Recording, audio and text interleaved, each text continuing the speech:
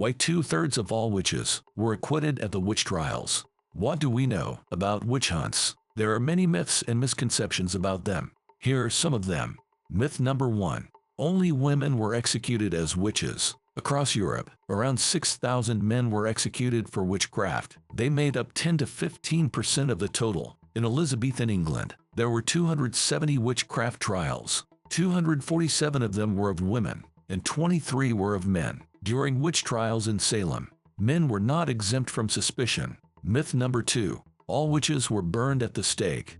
Burning was more of a French punishment. It was not typical for English-speaking countries.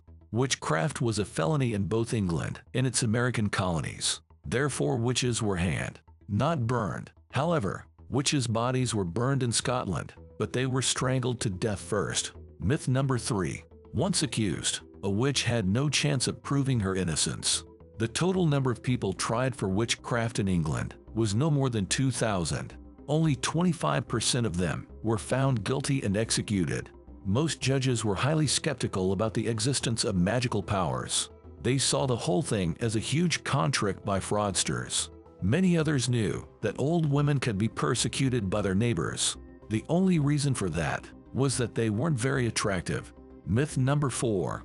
9 million witches died in the years of the witch persecutions. 30,000 to 60,000 people were executed in the whole of the main era of witchcraft persecutions. This period includes the 1427 to 36 witch hunts in Savoy in the Western Alps. It stretches to the execution of Anna Goldie in the Swiss canton of Glarus in 1782. These figures include estimates for cases where no records exist. Myth number 5. The Spanish Inquisition and the Catholic Church initiated the witch trials. All major Western Christian denominations persecuted witches to some degree. The Spanish Inquisition executed only 2 witches in total. Orthodox churches carried out almost no witch hunting. In England, Scotland, Scandinavia, and Geneva, witch trials were carried out by Protestant states. Myth number 6. Witches were goddess-worshipping herbalist midwives. Nobody was goddess-worshipping during the period of the witch hunts. If they were, they have left no trace in the historical records. There was no pagan witchcraft. There was some residual paganism in a very few trials. Midwives were rarely accused.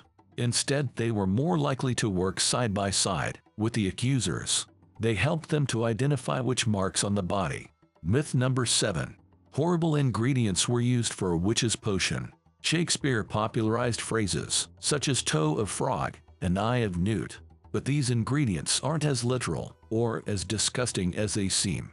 In the Middle Ages, only monks and scholars knew the Latin names for plants. Commoners would have their own names for the plants. Such names were often based on how a plant looked. It was also a way of describing a plant's healing properties. So toe of frog referred to the leaves of the bulbous buttercup. Wool of bat apparently meant simply moss.